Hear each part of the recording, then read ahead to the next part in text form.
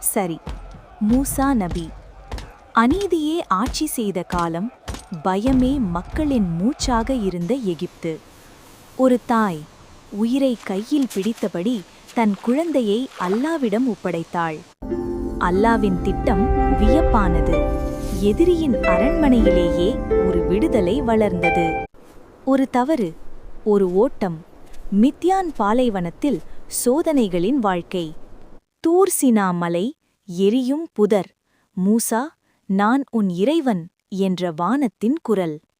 கோல் பாம்பானது, கை ஒளியானது. அற்புதங்கள் உண்மையை பேசின.